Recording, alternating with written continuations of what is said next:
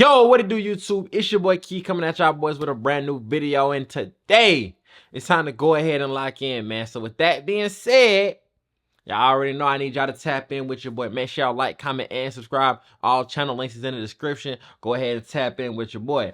Now, with that being said, man, we're gonna go ahead and get into this video today. Let's check it out. It's a common saying that the streets lead to only two things, jail or an early Facts. death. Throughout the years, drill music has served as a perfect reminder of this. It seems like every year, a drill rapper either gets locked up or killed. It doesn't matter how rich and every famous. year, every month. Because the thing about it is, drill is everywhere. Like, it just any type of music where you're talking about killing, drug dealing, stealing, robbing, whatever, they consider it drill nowadays. So with that being said, man, you got people with their own beef in Chicago, Philly, New York, Atlanta, New Jersey. Like, it's rappers all over the country and all over the world who rap drill, who you probably never even heard of, who get into shootouts on a day-to-day basis, who running from 12 on a day-to-day basis, bro. It's a couple every month who get locked up or killed. They become, or what city they're in, their story far too commonly ends the same way. Most of these rappers are gang members first and rappers second, leading to them never being able to leave the streets behind. Recently, 3 drill rappers from 2 different cities did a song together, and months later, all 3 of them are gone. They were each killed 1 month after another in 3 different crazy scenarios. In this video, we'll be telling their stories. Bloodhound Little Jeff, real name Jeffrey Harris, is a rapper and gang member from the east side of Chicago. He had 2 brothers and was raised primarily by his mother, as his dad wasn't really around. He quit playing basketball after he didn't make the varsity team, so he looked for something else to do with his life. His rough upbringing led to him gravitating towards the streets. When Jeff was just 14 years old, his house was shot up and a bullet flew by his face, nearly hitting him. His older brother was active in the streets and would introduce Jeff to it. He officially jumped off the porch at 18 years old. Jeff was a member of a set called Drill City / Bloodhound, which claims the area of 79th and Maryland. They beef with BKN, TYMB, 8 Trey Mob, and 800. Their biggest ops are Trap City. Little Jeff was wild. He openly hinted on multiple occasions that he had over 10 bodies and that he was a top killer in Chicago.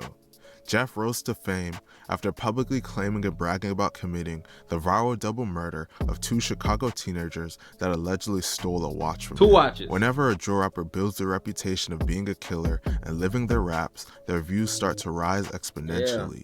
Due to all the I ain't gonna cap, bro. As a drill rapper, a gangster rapper, whatever, bro, once Reddit get a hold of you, you out of there, bro. Every time, bro. It happened with King Von. It happened with Bloodhound, Lil Jeff. Like, bro, it's just something about them niggas on Reddit. They just be obsessed with this type of shit, bro. It's crazy.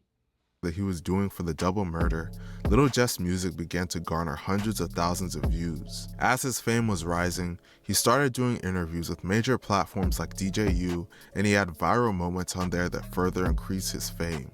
Despite the fame he was gaining, Little Jeff was still roaming the streets actively, looking to kill his enemies. This bloodthirst would ultimately lead to his death. On June 8, 2024, Little Jeff was in the 6600 block of South Roads around 5:14 p.m. with other members of Bloodhound, and they were there looking to kill a member of Trap City.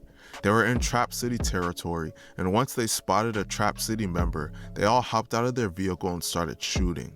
The whole incident was caught on camera, and Little Jeff can be seen in a black hoodie chasing down and shooting at a Trap City member.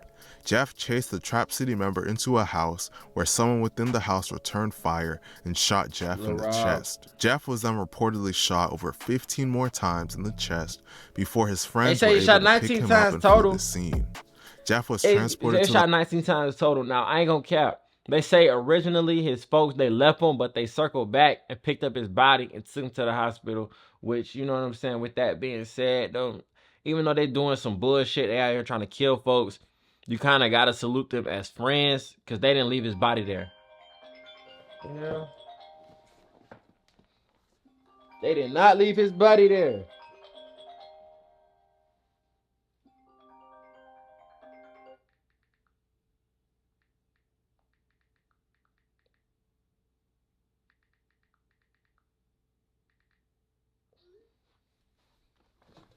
Excuse me. Hospital, where he was pronounced dead at just 21 years old. Just 1 month after this, the next person from the music video would lose their life to the streets. The Burley Boys. Little Scoom, real name is Sarian Hogan, was from the east side of Chicago. He grew up on 87th to 89th in Burley and was a member of a set called the Burley Boys. Similar to Jeff, he had an up and down relationship with his father and was raised primarily by his mother. He was originally a basketball player, but as time went on, he started to drift more and more to the streets. Scoom would always do little petty crime here and there, but he fully jumped into the streets at age 15. Damn. He eventually started rapping and began building a name for himself. Eventually, he met Little Jeff and the two of them developed a close friendship. Scoom had serious beef in the streets. He would make posts on his Instagram story dissing his dead ops. In the last interview he did prior to his death, I ain't gonna cap though. I feel like Lil Scoom was a little bit more like I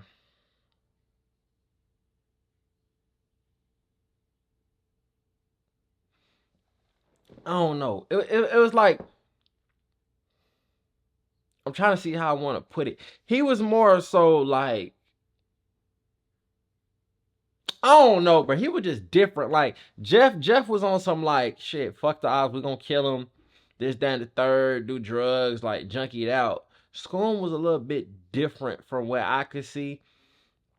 It's like he had a good head on his shoulders, but at the same time, he was one of the ones who was just like,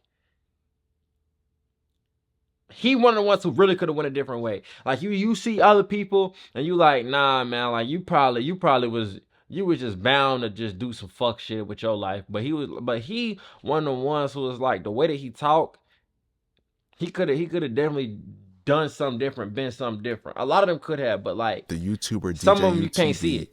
Scoom bragged about how anyone that dissed him or his crew would end up dead. In that same interview, he also dissed FBG Duck. Yeah, like this was the type of shit I was like, what the fuck are you doing? Additionally, he dissed Jacksonville rapper Fulio, even though they didn't even know each other, and he was laughing about Fulio's death. As I mentioned earlier, Scoom was very close to Little Jeff. In the DJU interview, Scoom said that he went to the same school that the two kids Jeff is rumored to have killed went to, and that he dropped out after that incident happened. As you can see, Scoom couldn't leave the streets alone. Scoom was very talented and it was his senior year. To blow that up was the craziest part. Despite his rising fame, the streets would catch up to him before he could fully capitalize on it. On July 7th, 2024, at about 11:50 p.m., Scoom and a 16-year-old friend of his were arguing with someone in the 700 block of East 89th Place when the person opened fire, striking them both. Scoom was shot twice in the chest and was taken to University of Chicago Medical Center, where he passed away at just 18 years old. When they get shot in Chicago, they all go to the same hospital. Was taken to the same hospital where he survived his injuries. There's been widespread rumors that Little Scoom was set up by a female to be killed. A Ring doorbell camera footage was released that shows Scoom with his friends and a girl. This video has furthered the internet's theory that he was backdoored. However, this has not been officially confirmed. I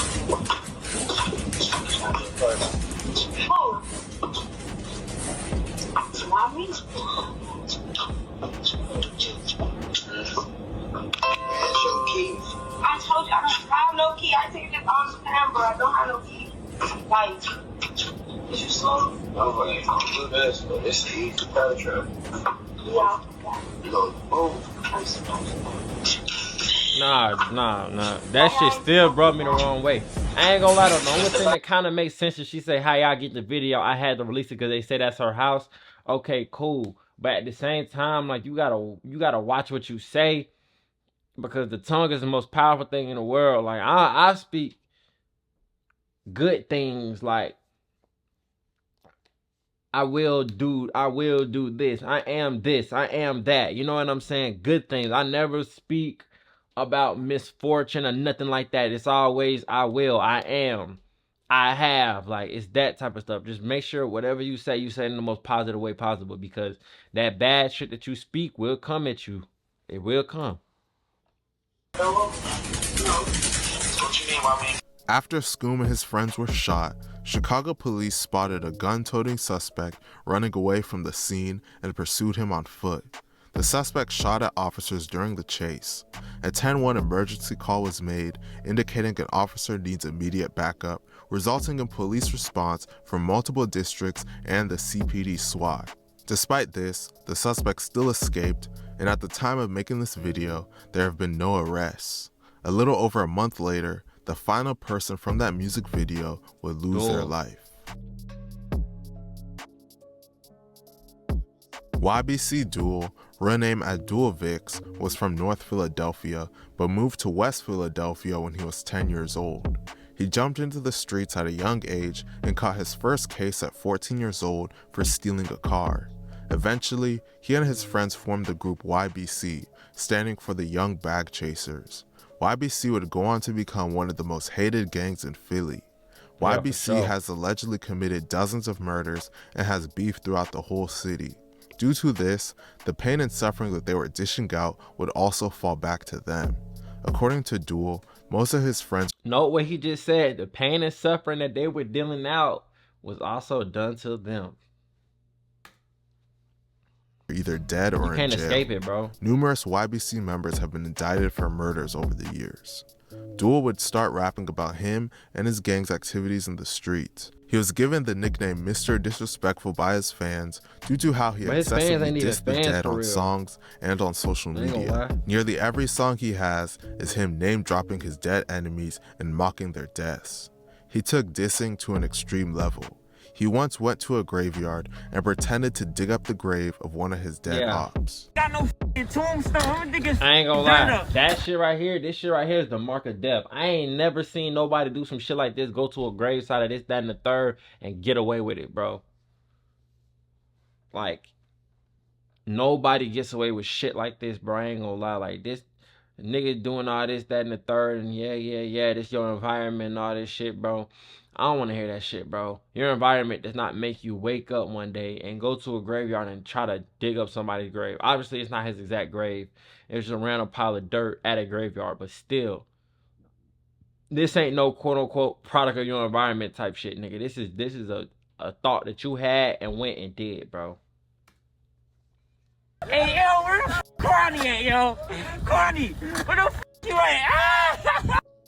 All of this negativity placed a giant target on Duel's back, and it would eventually catch up to him. On August 23, 2024, Duel was riding in a car in the 5500 block of North 6th Street in the Olney neighborhood when his car pulled up behind a bus at a light.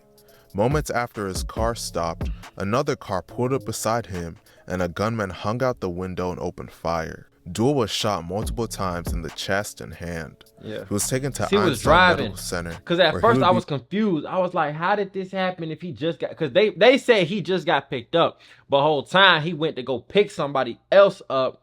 And then the car pulled up on side of him while he was driving and shot and killed him. Lil Jeff, his killer, Lil Rob had the charges dropped. And Lil Scoom, his killer has still not been found and made it. And somehow, some way got away after shooting at the police. After killing him. Dead at just 25 years old.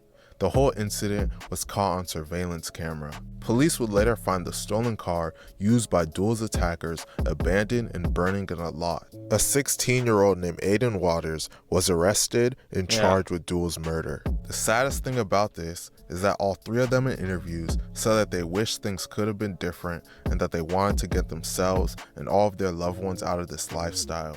All of them were asked what they wanted for the future, and all three said that they wanted to leave the cities they were in and live a regular life away from the streets. And that's what their answers be every time you ask them that. But then their actions show you something different. So then in my eyes, I just take a question like, man, look, is this what you really want? Like, obviously, you from Chicago, this, that, and the third. Eventually, at some point in time, you got to go back. But do you got to go back and slide on your ops? Or do you just go back and live a low profile? Have your folks that you want to see come to you or meet you in somewhere like very, very safe. You feel me? Like, it's just certain things that if you want it for real, you going to find a way to get it regardless. You know what I'm saying? Regardless of your circumstances, regardless of what you got going on, you're going to find a way. Now, sometimes that water is deeper than you think, and it's gonna be hard for you to get out. But at the same time, bro, some of the ones who really want it, like Chief Keef, they say Chief Keef wasn't just chilling on the block. When he was trying to blow up and this, that, and the third, he would rather go to the studio than chill on the block. That's the type of stuff you gotta be on. You gotta make better decisions in your life. You can't just say, oh, I want to be rich, go work a regular 9 to 5 at McDonald's or something, come home and go to sleep. Like, no, bro, you gotta use your 9 to 5 to use your 9 to 5 to fund your 5 to 10 and be working, bro. Be working, bro. Cause that right there, that's 13 hours of your day minimum working. You should be having 12-hour days, 13-hour days, and it should become the norm. You shouldn't be tired off no 8-hour shift. An 8-hour shift should feel like a blessing when you really hustling, trying to get to where you're trying to go. If that's the route that you take. But I gotta stand on what y'all stand has on. a real hold on the youth, and he's making stories like this commonplace. Hopefully one day, kids could look at these stories and choose to do something different with their lives. The lifestyle shown in drill music has been glorified, but all it leads to is pain and suffering. So with that being said, man, that's the harsh reality of drill music. You know what I'm saying? All three of them passed away, one behind the other. And like it was like 2.5 months or so. But this is real life, you know? This is really what happens. This is really what goes on. This is really what happens when people choose to go down this path. And really nobody makes it out. You know what I'm saying? You gotta make the distinction of this is what I want, this is what I'm gonna do. Because just like he said, it's a lot of people cosplaying as rappers, but they really just street guys and killers and this, that, and the third. You feel me? So with that being said, man, you gotta make better decisions. You gotta keep better people around you who want to see you really get to where you want to go. And so with that being said, man, it's your boy Key. Make sure y'all like, comment, and subscribe. I'm gone.